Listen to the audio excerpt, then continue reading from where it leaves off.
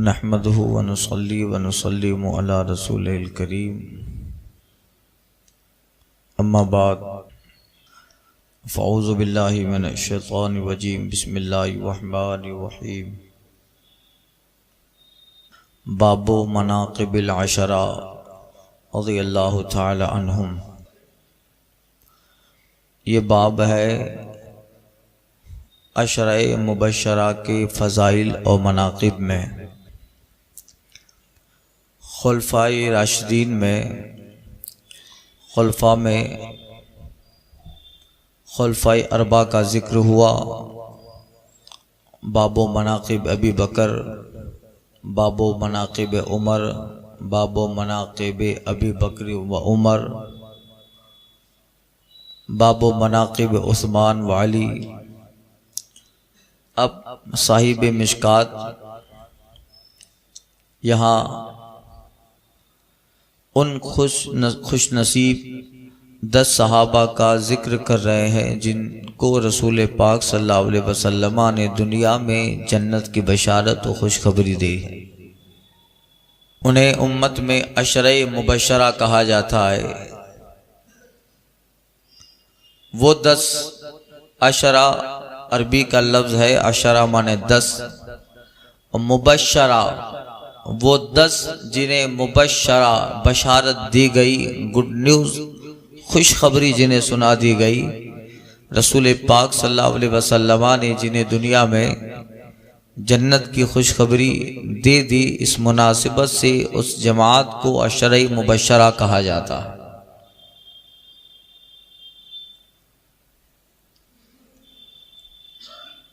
वो 10 सहाबा, वैसे सारे सहाबा जन्नती हैं, ये अहले सुन्नत वल जमात का अकीदा है। जो भी सहाबी है वो जन्नती है। अल्लाह ने उनके लिए फरमाया रज़ियल्लाहु अन्हुम व रज़ू अन, अल्लाह इनसे राजी, ये अल्लाह से राजी। सहाबाए किराम की फजीलत में ये है। अब जो भी सहाबियत के जुमरे में आएगा वो जन्नती है, चाहे अबू सुफियान हो, चाहे हजरत हिंदा हो, हजरत वहशी हो, या हजरत अमीर मुआविया रज़ियल्लाहु ताला अन्हु। तो इनके सहाबियत पर तो इत्तिफाक है सबका। तो अब अगर कोई सहाबियत के साथ इनका जन्नती होने का इनकार करे तो गोया वो कुरान की आयत का मुनकिर है। शिया की किताबों में भी हजरत अमीर मुआविया को सहाबी लिखा है उनके उलमा ने। तो जब सहाबी हैं तो सारी तफसीर की किताबों में कुरान मजीद के हवाले से लिखा है रज़ियल्लाहु अन्हुम व रज़ू अन, अल्लाह उनसे राजी, वो अल्लाह से राजी। इसमें सहाबा ही मुराद है, असहाबे किराम है। और अल्लाह ने वादा दिया है इनसे। अल्लाह फरमाते कुल्लन वादहुल्लाहुल हुस्ना, ए महबूब आपके इन साथियों से अल्लाह ने बेहतर वादा फरमाया। अब अल्लाह का बेहतर वादा क्या होता है? रिवायत में अल्लाह का बेहतर वादा या तो जन्नत की शक्ल में है या अपना दीदार करवाने की शक्ल में। तो अब जाहिर बात है जिससे रब का दीदार होगा उसे जन्नत तो मिलना यकीनी है। अब इस जमाने में कुछ लोग असहाबे किराम के दर्जात नापते हैं और उम्मत में इंतशार फैलाते हैं। सहाबी को इतना बड़ा दर्जा मिल गया। एक मिसाल देते हैं उलमा, आप सुनो सहाबी का दर्जा क्या है। सहाबी एक मुद्दत मुकर्ररा वक्त तक बनता है, बनता था। अब कोई सहाबी बनेगा? सहाबी एक मुकर्रर वक्त तक बनने का पीरियड, एक जमाना था। वो रसूल पाक की जाहिरी हयात पाक, जाहिरी जिंदगी मुस्तफ़ा की, उस जिंदगी में जिसने मुस्तफ़ा को देखा, मन रआ रसूलुल्लाह सल्लल्लाहु अलैहि वसल्लम व लक़िया रसूलुल्लाह सल्लल्लाहु अलैहि वसल्लम बिल ईमान व तवफ़िया बिह, उलमा कहते हैं जिसने ईमान के साथ मुस्तफ़ा को देखा और ईमान ही पे जिसका खात्मा हुआ, वो इंदल्लाह सहाबी है। तो सहाबी के लिए फिर कैद नहीं है कि रसूल पाक के साथ सफर में रहे, हदर में रहे, मस्जिद नबवी में रहे, हरम व मताफ में रहे। एक सेकंड के लिए भी किसी ने मुस्तफ़ा को देख लिया और ईमान पे उसका खात्मा हो गया तो फिर सहाबी है।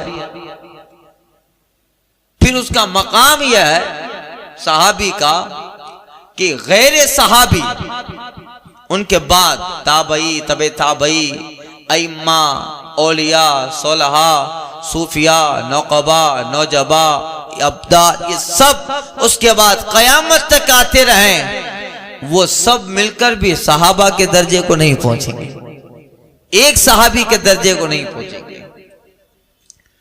तो लोग अमल से नापते हैं इनको। अमीर मुआविया ने ऐसा किया तो ये नीचे हुए, मौलाए कायनात ने ये किया तो अमल से दर्जा नापते हैं। अरे जिन्हें नापने का मेजरमेंट अल्लाह ने दिया था उन्होंने ना नापा, और तुम बगैर मेजरमेंट तो कसौटी के नाप रहे हो। एक आदमी रसूल पाक की बारगाह में आया, मोमिन नहीं है, आया, मौजज़ा तलब किया, मौजज़ा दिखा, हुजूर ने मौजज़ा दिखाया, ईमान ले आया, सहाबी हो गया।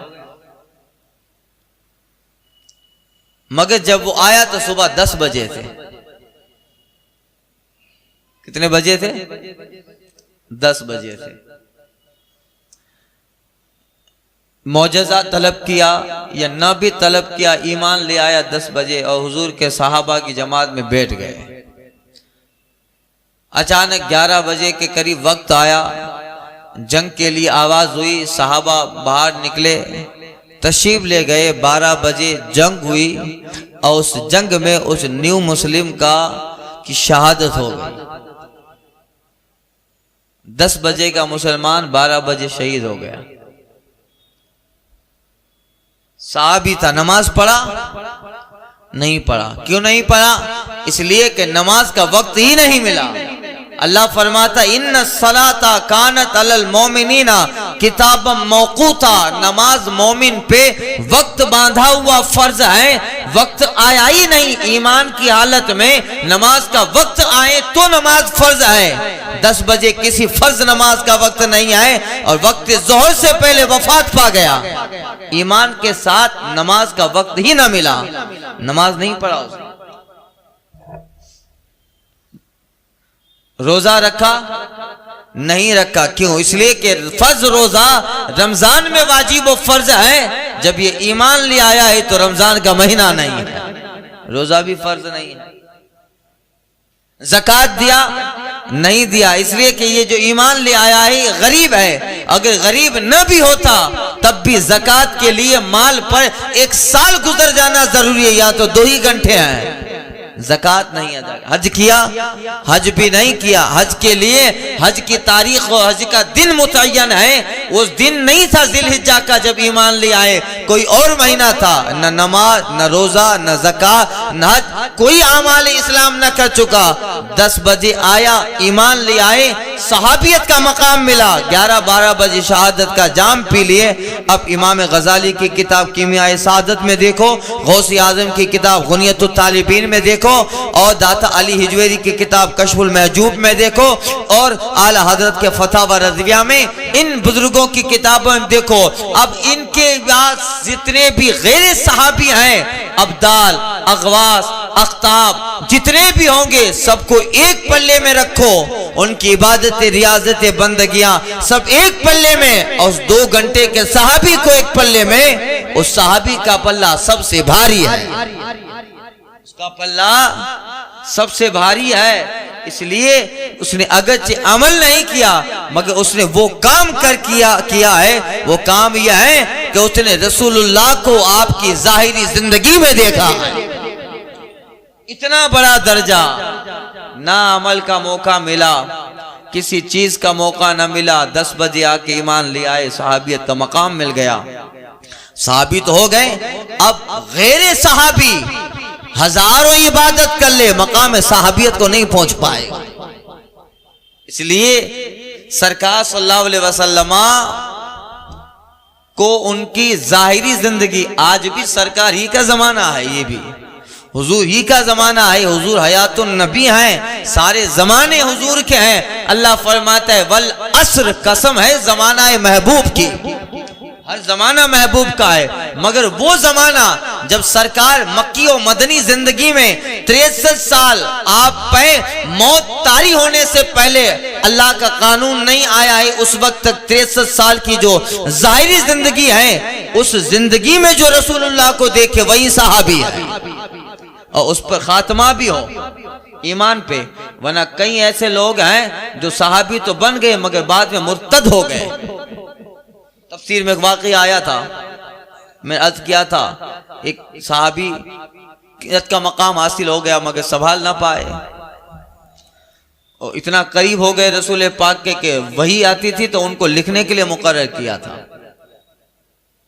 तो 17वें पारे की वो 18वें पारे की गालिबन आयतें नाजिल हुई जिसमें अल्लाह ने इंसान के बदन का जिक्र किया है। खलकनल अलक़ता मुद्गा, हमने नुत्फा बनाया, नुत्फे ते फिर अलका, अलका ते मुद्गा बनाया, फिर इंसान को बनाया।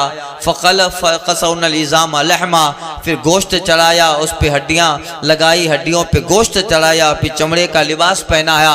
यानी अल्लाह ने तख्लीक इंसान का एक बहुत अजीब फलसफा बयान किया आयत करीमा में। तो सरकार पे यह आयत उतर रही है, नाजिल हो रही है, और सरकार उस आदमी को लिखा रहे थे लिखो। तो उन्होंने जब देखा कि किस कदर अल्लाह ताला ने इंसान की तख्लीक फरमाई है, उस आयत के मंशा, आयत को देखकर उन्हें ताज्जुब होने लगा कि किस तरह अल्लाह ताला पानी के कतरे से इतना बड़ा वजूद बना देता है। तो उनकी जबान से निकल गया फतबारकल्लाहु अहसनुल खालिकीन, क्या ही है अल्लाह बरकत वाला, बेहतर पैदा करने वाला। आका फरमाते लिखो, यही आगे वाली आयत का टुकड़ा है। उसकी जबान से निकला फतबारकल्लाहु अहसनुल खालिकीन। हुजूर फरमाते हैं आखिरी आयत का जुज यही है, तबारकल्लाहु अहसनुल खालिकीन। तो वो समझा, थोड़ा और कॉन्फिडेंस में आ गया, कहा मैंने बोला और वैसी आयत उतरी, वैसी आयत उतरी। तो फिर मुर्तद हो गया, बाद में कुफार मक्का से मिल गया और माज़अल्लाह उधर बातें करने लगा कि मैं मोहम्मद को लिखवाता था वही। तो सहाबियत के लिए हुजूर को देखना भी और फिर ईमान पे खात्मा भी, ईमान पे खात्मा भी जरूरी है। वरना कई लोग ईमान ले आए मगर मुर्तद हो गए थे, कोई मजूसी बन गया। कई ऐसे वाकयात हैं अहादीस में। तो सहाबियत का मकाम बड़ा निराला, और अल्लाह ने मुतय्यन वक्त तक, अगर आज भी कोई रसूल पाक को जाहिरी जिंदगी, जाहिरी आंखों से देख ले, जैसे देखा सुल्तानुल आरिफीन इमाम अहमद कबीर रिफाई ने देखा था, सरकार कब्र से उठे हैं, गौसे पाक के लिए सरकार कब्र से निकले हैं। आला हजरत सरकार के लिए रिवायत है, सरकार सल्लल्लाहु अलैहि वसल्लम ने दस्ते करम निकाला, आपका जाहिरी जागती आंखों से, बहुत सारे औलिया ने जागती आंखों से दीदार किया, मगर ये दीदार बहुत बड़ा कमाल है कि मुस्तफ़ा अपने जाहिरी आंखों, मुस्तफ़ा उनको दीदार करवाएं और बेदारी की हालत में वो उम्मत ही दीदार करे। कमाल बहुत बड़ा है, मगर ये कमाल सहाबियत नहीं दे सकता। सहाबियत के लिए तो 63 साल वाला जमाना चाहिए, मक्का और मदीना के, मक्का के 53 साल और मदीना के 10 साल, ये जमाना चाहिए तो सहाबी बनेगा। अब वो सहाबी जो 10 बजे इस्लाम ले आए, जोहर के वक्त आने से पहले वफात पा गए, उसकी सहाबियत पे सारी उम्मत का इत्तिफाक है। अब पता चला हम लोग सहाबा के दर्जा को अपने एतबार से नाप लें। नमाज रोजा बाद में बहुत सारी इबादत करने वाले हैं, मगर उनकी इबादत एक पल्ले में, इस सहाबी की इबादत एक पल्ले में। वो इबादत क्या है? वो रसूल पाक को देखना है।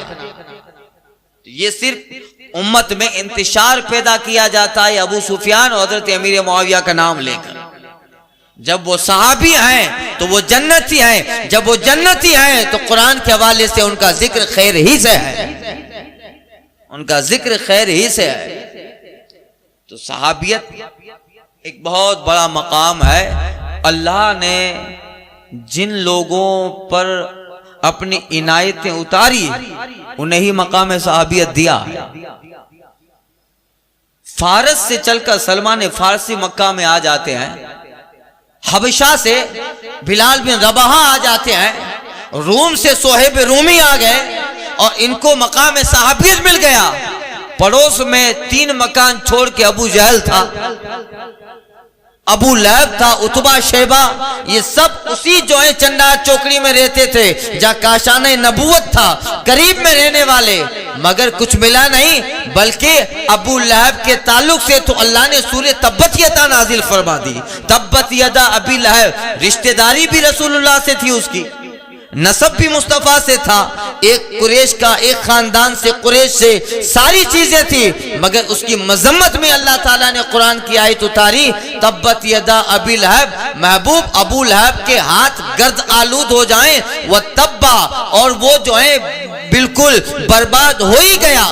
अब ये करीब में रहने वाला अपने रिश्तेदारी से बिल्कुल करीब है, मोहल्ले के करीब हैं, नस्ब और नस्ल से भी बिल्कुल रिश्ता मिलता जुलता है, मगर उसकी मजम्मत में कयामत तक कुरान पढ़ा जाता रहेगा और सूरे अबू लहब, सूरे तब्बत यदा की तिलावत करके उसका जिक्र ताजा होता रहेगा कि ये वो अबू लहब था।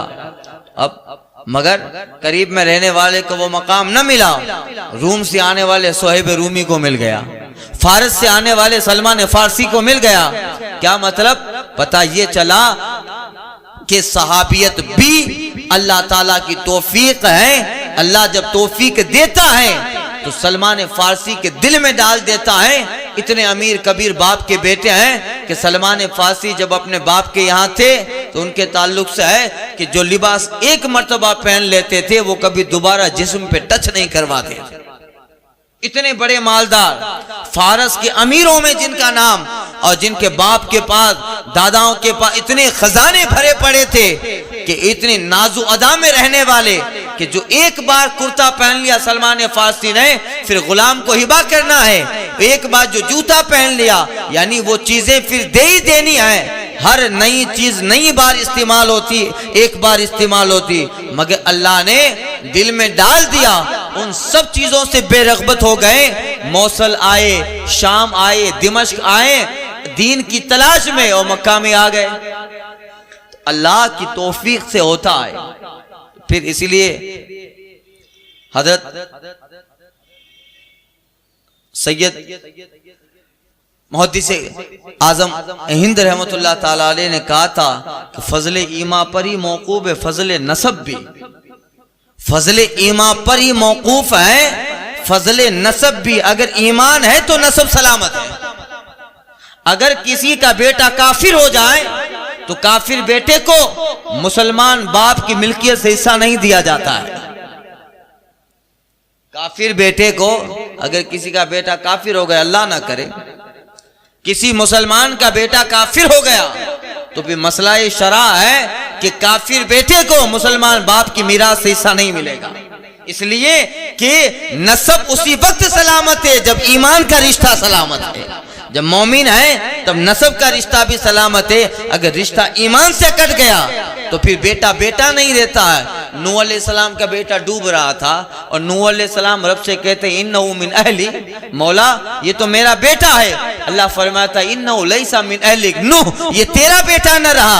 अगर तेरे तबलीग और तेरे दीन की तरफ आता और तुझ पर कलमा पड़ता तेरा, तो तेरा बेटा रहता है, तेरा बेटा, मगर उसका रिश्ता ईमान से नहीं है, इसलिए ऐ नूह अब वो तेरा बेटा न रहा। अल्लाह फरमाता इन्नहु लैसा बि अहलिक, ऐ नूह अब ये तेरा अहल नहीं है, तेरा बेटा नहीं। तो पता चला कि जब ईमान का रिश्ता सलामत है तभी नसब का रिश्ता सलामत है। इसीलिए काफिर बेटे को मुसलमान बाप की विरासत से हिस्सा नहीं मिलेगा। जब काफिर हो गया, ईमान टूट गया, तो फिर नसब का रिश्ता भी खत्म हो गया। अब ईमान ही पर सब कुछ है। इसीलिए हुज़ूर मोहद्दिस से आज़ वहीद ने कहा फजले ईमा पर ही मौकूफ है, फजले नसब भी, फजले ईमा पर ही मौकूफ है, फजले नसब भी। बू लहब के लगा न कुछ हाथ तब्बत के सिवा, बू लहब के रिश्तेदार था ना, मगर हाथ लगा ना कुछ तब्बत के सिवा। एक तब्बत हाथ लगी, वो भी यही कि अल्लाह ने उसके लिए फरमाया तब्बा, और महबूब अबू लहब बर्बाद हो गया। और उसकी बीवी के लिए भी वमरातु हम्मालतल हतब, और उसकी बीवी जो अपने सर पे बोझ उठाती है वो भी बर्बाद हो गई, वो भी हलाक हो गई। यही है कि जब ईमान का रिश्ता सलामत है तो नसब का रिश्ता भी सलामत है। अब सहाबियत अल्लाह ताला की तौफीक से है। तो अब सब सहाबा से सरकार राजी हैं और सहाबा मुस्तफा से राजी हैं, मगर अशरे मुबशरा का खास इसीलिए जिक्र है कि ये वो तमाम सहाबा में ये वो खुशनसीब सहाबा थे कि मुस्तफा हद दर्जा इनसे राजी थे, और इनके एक एक काम पर मुस्तफा ने अलग अलग वक्त पर उन्हें जन्नत की बशारत दी है। ऐ तुम जन्नती, फुला तुम जन्नती, साद तुम जन्नती, अबू तलहा तुम जन्नती, सईद बिन ज़ुवैद तुम जन्नती, अबू उबैदा इब्न जर्राह तुम जन्नती, अबू बकर, उनको तो कई बार उस्मान गनी, मौलाए कायनात, हजरत फारूक आज़म, यानी इन्हें मुख्तलिफ मकामात पे मुस्तफा ने सहाबा के मजमे में ये कंफर्म सर्टिफिकेट अता फरमा दी कि अब कुछ भी हो तुम्हारा जन्नती होना यकीनी है। इसलिए सारे जन्नती हैं, मगर बिलखुसूस इनका जिक्र होता है कि अब इनके लिए सरकार ने दुनिया ही में सनद अता फरमा दी।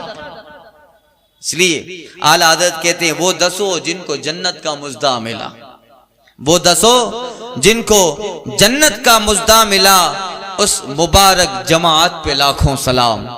और मौलाना रूम ने गालिबन कहा है दहयार बस्ती अंदर कतई, दहयार बस्ती अंदर कतई, यानी वो 10 जो कतई तौर पे जन्नती हैं, यकीनी तौर पे कंफर्मली कंप्लीटली जन्नती हैं। मौलाना रूम कहते हैं दहयार बहिश्ती अंदर कतई, बू बकर उमर अली और उस्मान, साद अस्त व सईद व बू उबैदा, तलहा व जुबैर व अब्दुर रहमान।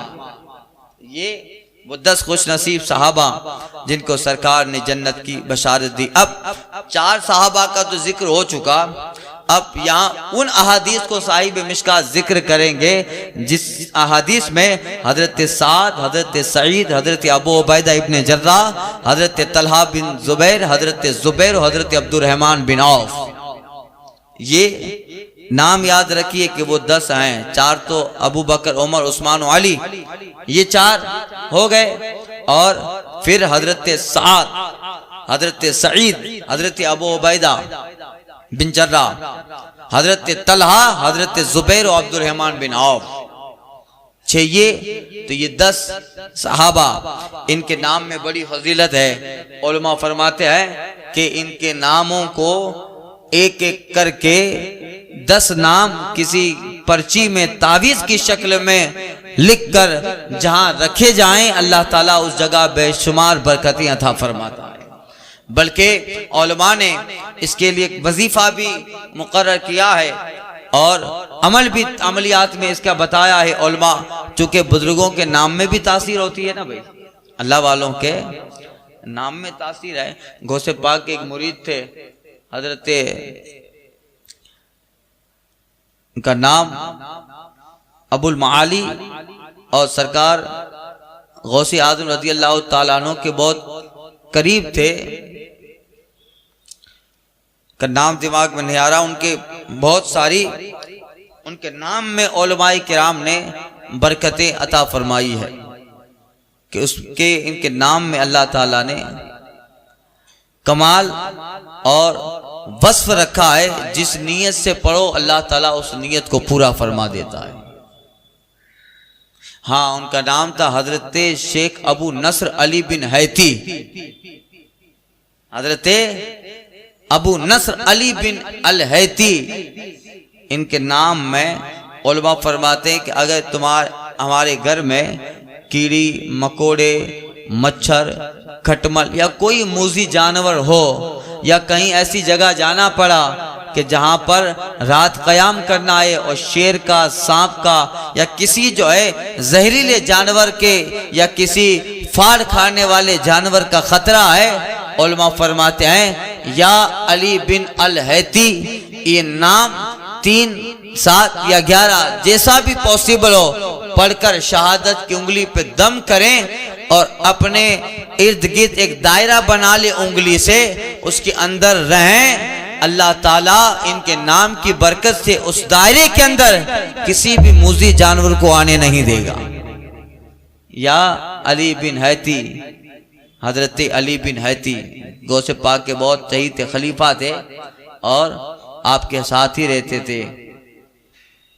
इसलिए बुजुर्गान दीन करते थे। एक जगह किताब में इनके ताल्लुक से पढ़ा था, या हजरत अबू नस्र अली बिन हैती, नरे खटमल नरे मच्छर नरे चूंटी, या अली बिन हैती।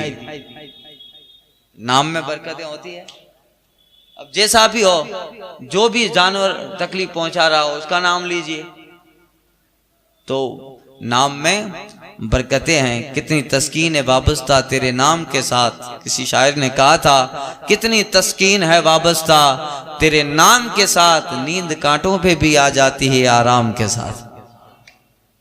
ये तो अगर अशर मुबशरा के नाम के ताल्लुक से उलमा बताते हैं, घर में कोई चीज़ जो हमेशा बिगड़ जाती हो, बिगड़ने का खटका रहता हो, जैसे अगले ज़मानों में जो है आटा होता था तो आटे में कीड़े पड़ जाते थे आटे में। अब तो चूंकि आधुनिकताएं आ गई, अब आटा इतनी देर रहता ही नहीं कि कीड़ा पड़े, 1-2 दिन में ख़त्म हो जाता है। खाने वाले ज़्यादा हैं, फैमिलियाँ बड़ी हैं और इतनी आधुनिकता है कि अब जो है आटा पिसवाना बहुत आसान काम हो गया। अगले ज़माने में आटा पिसवाने के लिए बहुत बड़े पापड़ बेलने पड़ते थे।